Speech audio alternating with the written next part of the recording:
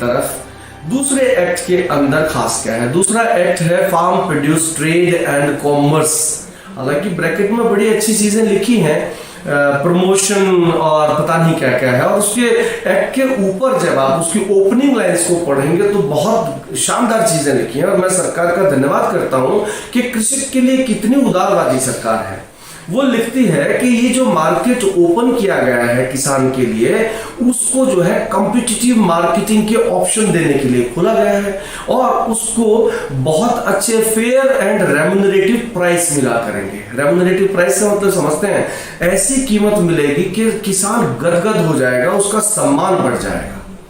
अब सोचने की बात यह है कि जो मुनाफाखोर व्यापारी है वो अगर किसान को सम्मान देना चाहता है तो वो कितना प्राइस देगा, क्योंकि सरकार एक तरफ जहां मना करती है कि हम तो एमएसपी भी ठीक से नहीं दे सकते, जिसको न्यूनतम समर्थन मूल्य कहते हैं। तो मुझे इस चीज में बहुत शक होता है कि सरकार, जो कल्याणकारी सरकार, जो चुनी हुई सरकार जिसमें हमारे प्रतिनिधि बैठे हैं, वो तो हमें फायदा पहुंचा नहीं सकते हैं और व्यापारी पहुंचाएगा। लेकिन इस लाइन को भी मान लेते हैं कि हमें फेयर ट्रेड प्रैक्टिसेस मिलेंगी, रेम्युनरेटिव प्राइस मिलेगा। तो फिर आगे लिखते हैं, मैंने उसको अंडरलाइन करके रखा है एक्ट के अंदर, outside the physical premises of APMCs और लाइक स्ट्रक्चर्स। क्या मतलब है इसका? आपको फेयर एंड रेम्युनरेटिव ट्रेड और फेयर एंड रेम्युनरेटिव जो प्राइस है वो एपीएमसी में नहीं लेने दिया जाएगा। यानी सरकार इसकी व्यवस्था नहीं करेगी कि एपीएमसी में जो बेचने जा रहा है उसको अच्छा प्राइस मिले। इसका मतलब क्या निकलता है, जब सरकार, हमारे कृषि मंत्री माननीय तोमर साहब ये पूछ रहे थे कि कहां लिखा है कि हम मंडियों को खत्म कर रहे हैं, और माननीय प्रधानमंत्री भी ये कह रहे थे कि मंडियां तो यूं क्यों चलेंगी, ये तो वैकल्पिक व्यवस्था है। तो यहां सवाल खड़ा होता है कि इस वैकल्पिक व्यवस्था में ऐसे विकल्प ही क्यों दिए गए हैं कि कोई भी लाभ होगा तो वो मंडी की सीमाओं से बाहर होगा, मंडी के अंदर नहीं होगा। तीन चीजों पे सरकार ने इसकी कोशिश की है कि आपको समझा दे, मैं भी समझा देता हूं। तीन चीजें क्या है, क्यों मंडी व्यवस्था बुरी बताई जा रही है। नंबर एक, मंडी के अंदर जो सरकारी कर्मचारी लगाए हैं वो बहुत करप्ट हो चुके हैं। यानी पहला बिंदु है करप्शन है, मंडियों के अंदर बहुत भारी भ्रष्टाचार है और वहां पे लूट मची हुई है। दूसरी जो बात है, मंडियों के अंदर आपके अनाज की वेस्टेज बहुत होती है, क्योंकि मोटे मोटे चूहे हैं सरकारी, वो उसको खा जाते हैं। और तीसरी चीज है कि उसके अंदर किसान के ऊपर टैक्स का बोझ बहुत भारी पड़ता है। कितना पड़ता है? 13%। अगर आप ठीक से पढ़े लिखे आदमी हैं तो देखिएगा एपीएमसी एक्ट के अंदर कि किसान को केवल एक जगह 2.5% की फीस देने के लिए बाध्यता है, बाकी उसका ट्रांसपोर्टेशन में अपना जो खर्चा लगता है। लेकिन सरकार 13% क्यों गिनाना चाहती है? ताकि किसान डरे और ये समझ ले कि अरे भाई मंडी के अंदर बेचेंगे तो 13% तो सीधा टैक्स लगेगा। कहीं भी 13% नहीं है। 13% कैसे बनाया गया है? जो कमीशन एजेंट है उसके ऊपर जो टैक्स लग रहा है उसको भी उसी कैटेगरी में रख लिया, जो मंडी की फीस है उसको भी उसी में रख लिया, जो वहां पे जो बायर है, बायर को जो देना होता है वो भी उसी में रख लिया, और इस तरह 4-5 तरह के टैक्स, लेवी और सेस जोड़ के वो 13% प्रोजेक्शन दी गई है, ताकि जो अनपढ़ और कम पढ़ा लिखा आदमी है वो केवल 13% टैक्स के आंकड़े को देख के ये कहना शुरू कर दे कि सरकार की कितनी अच्छी व्यवस्था है। एक ऐसा विकल्प दे रही है जहां पे 13% टैक्स से जो है आपका किसान बच रहा है। इसको थोड़ा सा समझ लेते हैं कि इसके अंदर क्या गड़बड़ है। पहला सवाल ये उठता है कि सरकारी कर्मचारी जो मंडी के अंदर जो कार्यरत है उसकी तो भाई पूरी जो आपकी जो तनख्वाह है, आपकी नौकरी है, आपके ओरिजिनल डॉक्यूमेंट है, सब कुछ तो सरकार के पास होता है। तो उस आदमी को, अपने कर्मचारी को करप्ट होने से सरकार नहीं बचा सकती, ये सरकार कह रही है। लेकिन एक बड़े व्यापारी को जो कि पूरी सरकार को खरीदने की कैपेसिटी रखता है, उसके ऊपर सरकार इतना भरोसा करती है कि वो बिल्कुल करप्ट प्रैक्टिसेस नहीं करेगा। ये सवाल मैं आपके लिए छोड़ता हूं कि एक बड़ा व्यापारी करप्ट प्रैक्टिसेस ज्यादा करेगा या एक सरकारी कर्मचारी को जल्दी सरकार जो है काबू कर सकती है करप्शन से निकालने के लिए। दूसरा सवाल मैं ये पूछना चाहता हूं, जो कि बहुत संजीदा सवाल पूछ रहा हूं मैं, कि मैं नाम नहीं ले रहा हूं किसी व्यापारी समूह का। हमने पिछले दिनों पढ़ा था जब ये रिसेशन आया था कि एक कंपनी ने, फला कंपनी ने इतने टन सोना जो है वो ओशियन में, महासागर में डंप कर दिया, केवल इसलिए कि उसकी अवेलेबिलिटी मार्केट के अंदर कम हो और उसके भाव ज्यादा रहे, क्योंकि कमोडिटीज के शेयर उसने जो खरीद रखे थे, सोने के भाव जो है वो गिर रहे थे। ऐसा व्यापारी जो सोने को समंदर में केवल इसलिए फेंक सकता है कि उसकी जो डिमांड है वो बनी रहे और प्राइस एक लेवल से नीचे ना गिरे, वो किसान के उत्पाद को, दालों को, चावल को, गेहूं को समंदर में डंप करते टाइम थोड़ा सा रहम करेगा कि खाने पीने की चीजें इसको ना फेंक दें। ये सिर्फ सवाल है, आप इसके जवाब ढूंढिएगा कि वो वेस्टेज मंडी के अंदर थोड़े से चूहे पुतर देते हैं या चंद बोरियां गीली हो जाती हैं, नमी आ जाती है, वो वेस्टेज भारी पड़ेगी, या जो व्यापारी इतनी कैपेसिटी रखता है कि एक साल के प्रोड्यूस को डंप कर दे केवल इसलिए कि प्राइस जो है वो मेंटेन रहे, तो वेस्टेज कहां पे ज्यादा हो। तीसरी बात बहुत शानदार है, वंडरफुल है कि टैक्स जो है मंडी के अंदर तो है, मंडी के बाहर ये लाइन लिखी है एक्ट के अंदर, जो ट्रेड एंड कॉमर्स एक्ट है, कि no tax, no levy, no cess shall be charged from any farmer और ट्रेडर। बहुत अच्छी बात है। साथ में फिर से पूंछ जोड़ा है, outside the premises of APMC. मैं एक देश में दो देश देख रहा हूं। एक सरकार जो है वो है जो मंडी के भीतर टैक्स लगाएगी जरूरी तौर पे 13%, जो खुद कह रही है, और एक सरकार बाहर व्यापारी को जब आप अपना प्रोड्यूस बेचेंगे तो उसको टैक्स से जीरो पे कोई किसी तरह का सेस भी उसके ऊपर नहीं लगेगा। मेरा सवाल ये है, क्या दो सरकारें चल रही हैं? जब टैक्स को वेव ऑफ करने की अपॉर्चुनिटी लोगों को देनी थी, किसान को देनी थी, तो क्यों ना केवल इतना लिख दिया जाए कि अब से फार्म प्रोड्यूस की सेलिंग पे, बाइंग पे कोई टैक्स नहीं होगा। ऐसा क्यों लिखने की जरूरत पड़ती है कि वो मंडी के अंदर नहीं, मंडी के अंदर लागू नहीं हुआ? यानी आप मंडी में बेचने जाएंगे तो आपको टैक्स भी देना पड़ेगा उसी देश के अंदर, और जब मंडी से बाहर आप अंबानी जी को, अडानी जी को बेचेंगे तो फिर टैक्स नहीं, क्योंकि वो तो बहुत गरीब व्यापारी हैं, उनके ऊपर टैक्स का बोझ नहीं लगना चाहिए।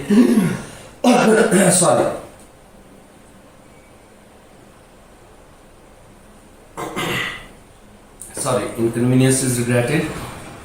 ये कुछ मूलभूत सवाल हैं, आगे चीजें और भी हैं, लेकिन जो पार्ट हमने अभी तक किया है, मुझे लगता है केवल इन्हीं बातों को लेके इन एक्ट को तुरंत प्रभाव से रिपील कर देने की जरूरत है, क्योंकि ये सीधे सीधे जो है देश को ऐसी परिस्थिति में लाने के लिए काफी हैं कि एक दुश्मन देश को केवल एक एक्सपोर्ट का ऑर्डर आपको प्लेस करना है and you will be finished. आगे चलते हैं। न्याय व्यवस्था के ऊपर बहुत अच्छी बातें हैं। जो कुछ लोग ये पूछ रहे हैं अभी भी लोकसभा के अंदर सवाल कि मंडियां कहाँ खत्म होती हैं, अभी जैसे मैंने पिछली बात में भी कहा, और देख लीजिए अंकुर जी बात करना चाहते हैं कुछ? चलिए अंकुर जी,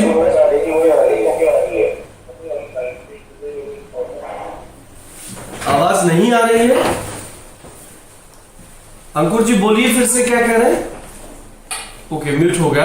चलिए कंटिन्यू करते हैं, मेरे ख्याल में उनको कुछ कहना था, अभी ठीक है।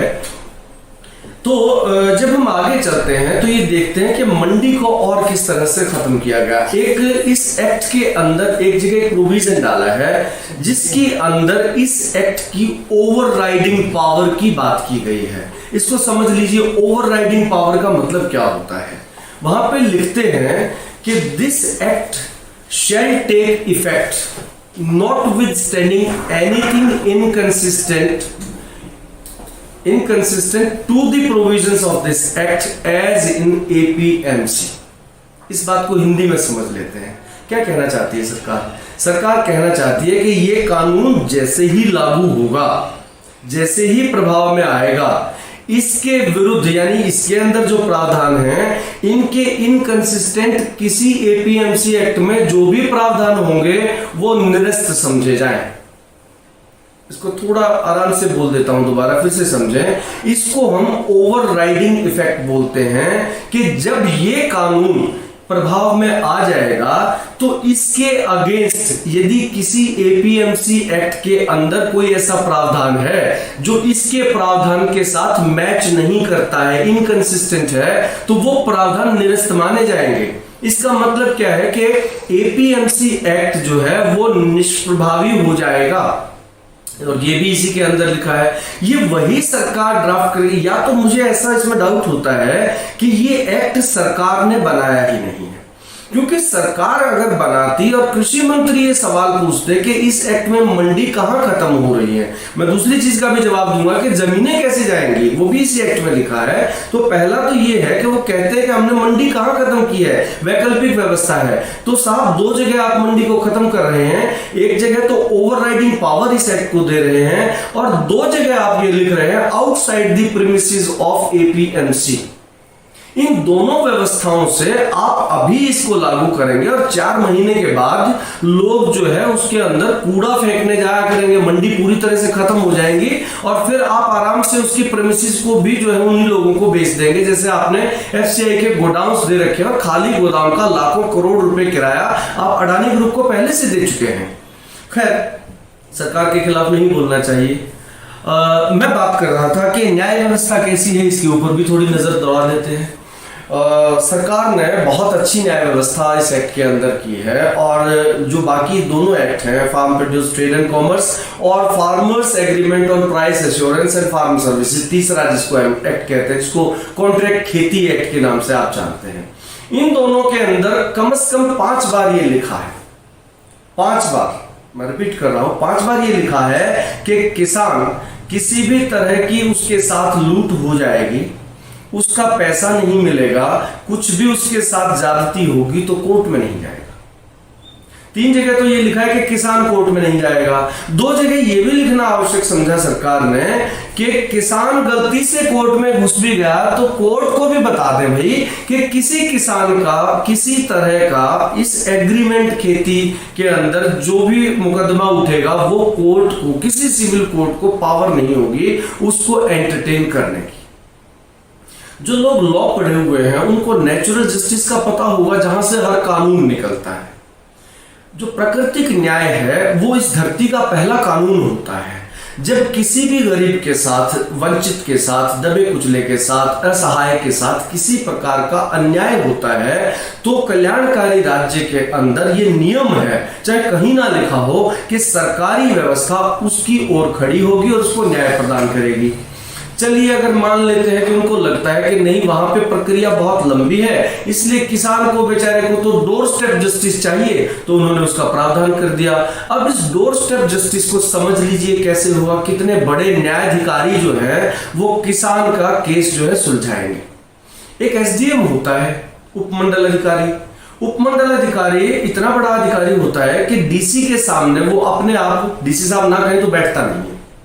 इतने बड़े न्याय अधिकारी को, एसडीएम साहब को आपका जो है न्याय करने के लिए रखा गया है। लेकिन यहां पे थोड़ा सा समझ लीजिए, कानून ये कहता है कि जो कॉन्सिलेशन बोर्ड बनाया जाएगा एसडीएम के द्वारा, वो एसडीएम उसको चेयर नहीं करेंगे। कौन करेंगे? एसडीएम के मातहत काम करने वाले, उसके नीचे काम करने वाले किसी अधिकारी को एसडीएम ये पावर देगा। जिन लोगों को लग रहा था कि एसडीएम तो सबसे छोटा एचसीएस और सबसे छोटा आईएएस ऑफिसर जो है, एसडीएम से नीचे कोई नहीं होता है, ज्वाइनिंग होती है तो उनको एसडीएम बनाया जाता है, या उससे पहले उनको यूटी लिखा जाता है, असिस्टेंट कमिश्नर अंडर ट्रेनिंग, एसीयूटी लिखा जाता है। तो एसडीएम से सिविल सर्विसेज शुरू होती हैं।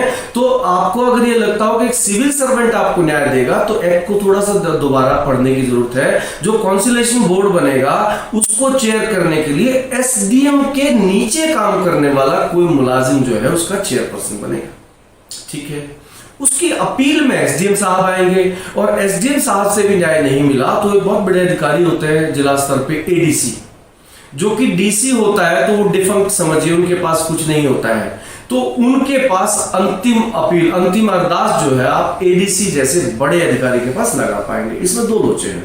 पहली चीज तो ये है, और मुझे कहने में कतई गुरेज नहीं है, कि हमारे हरियाणा के अंदर जो प्रक्रिया है सिविल सर्वेंट को भर्ती करने की, वहां मैं खुले तौर पे कहता हूं कि 5 करोड़ से 10 करोड़ रुपए इंटरव्यू में आप जो है अगर नहीं चढ़ाते हैं, चढ़ावा नहीं चढ़ाते, तो आपको सिविल सर्वेंट बनने का कोई हक नहीं है। या फिर आप बड़े पॉलिटिशियन होने चाहिए, उसके लिए सीट रिजर्व होती है।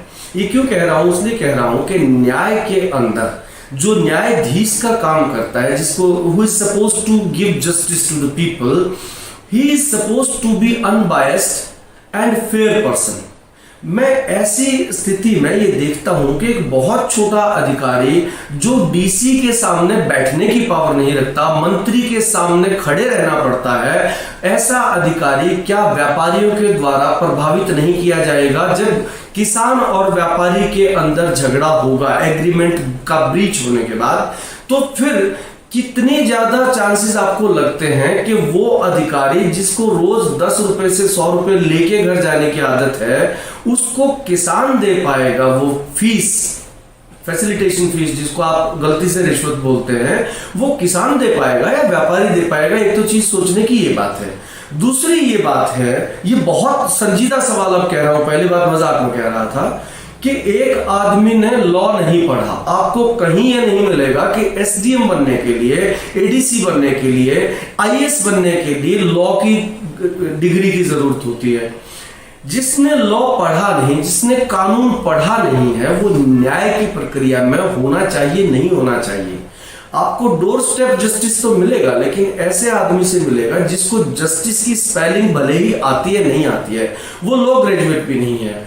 एक और काला तोमर साहब के लिए बता रहा हूं, कहीं तोमर साहब इसको कहीं घूम घाम के उनके पास पहुंच जाए, तो तोमर साहब से सवाल पूछ रहा हूं, आपने इस एक्ट में ये क्यों लिखा है कि जब कॉन्सुलेशन बोर्ड बनेगा, किसान के भी 2 आदमी होंगे, व्यापारी के भी 2 आदमी होंगे, और वो दोनों आदमी जो है वो अधिवक्ता नहीं होने चाहिए। None of them can be an advocate, a law graduate. देश समझे इस बात को कि ये काली बात है कि सफेद बात है, कि जब न्याय मांगने जाएंगे, आपका प्रतिनिधि वहां पे होगा एसडीएम के सामने, उसको कानून की समझ या कानून की डिग्री ना हो, ये इस एक्ट के अंदर लिखने की सरकार को आवश्यकता क्यों पड़ी होगी? ये सवाल छोड़ रहा हूं, मैं कुछ नहीं कह रहा हूं। जहां पर एक तरफ हमारी न्याय व्यवस्था के अंदर बड़े बड़े चीफ जस्टिस, बड़े बड़े जो है न्यायविद जो है बैठे होते हैं, और वहां पे बहुत बड़े वकील हैं, वो दोनों मिलके भी कई बार न्याय तक, सही बात तक नहीं पहुंच पाते हैं। वहां पे एक एसडीएम जो कि मात्र ग्रेजुएट होगा, क्योंकि एचसीएस और आईएएस के लिए केवल बीए पास होना जरूरी है, लॉ की पढ़ाई नहीं होनी चाहिए। ना उसने कभी कोर्ट में जाके प्रैक्टिस की है, ना उसके बैकग्राउंड के अंदर कहीं कानून की, न्याय की जानकारी है।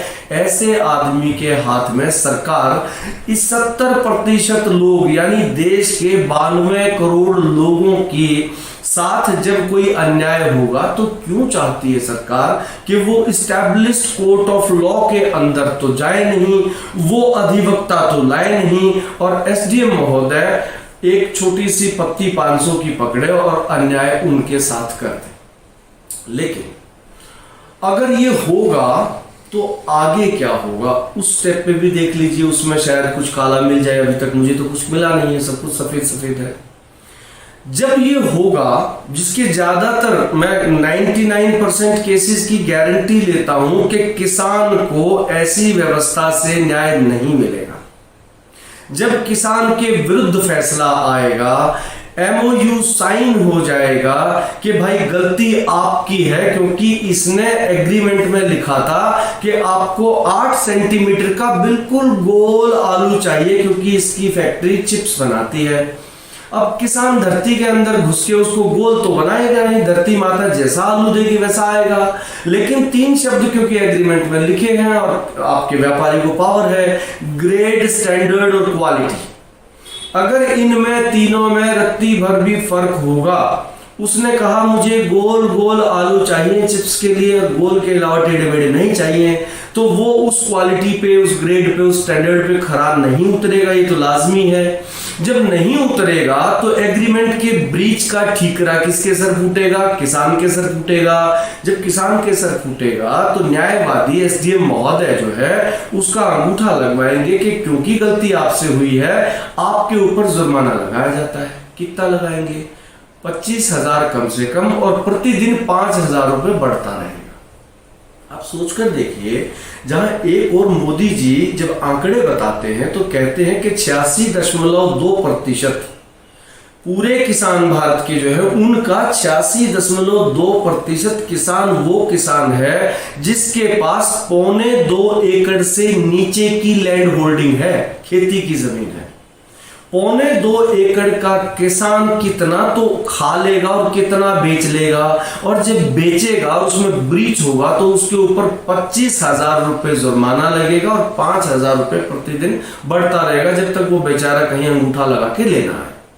लेकिन यहां पे बहुत अच्छा प्रावधान किया है ताकि बेचारे व्यापारी को कतई भी नुकसान ना हो, इसकी रिकवरी के लिए एक अच्छा क्लॉज डाला गया है। क्या डाला गया है? उसमें लिखा है कि ये जो राशि है इसको उस तरह से जो है वसूली की जाएगी जैसे लैंड रेवेन्यू एरियर की वसूली की जाती। लैंड रेवेन्यू एक्ट को आप पढ़ लीजिए। लैंड रेवेन्यू यानी भू राजस्व बकाया जो है उसकी रिकवरी कैसे होती है, तो जब आप एक्ट को खोलेंगे, पंजाब लैंड रेवेन्यू एक्ट को खोलेंगे, बहुत पुराना है, आजादी से पहले का बना हुआ है, आप उसको डाउनलोड करके पढ़ सकते हैं। उसमें लिखा है कि एक ही तरीका है, सबसे पहले उसकी जमीन की कुर्की कर दो।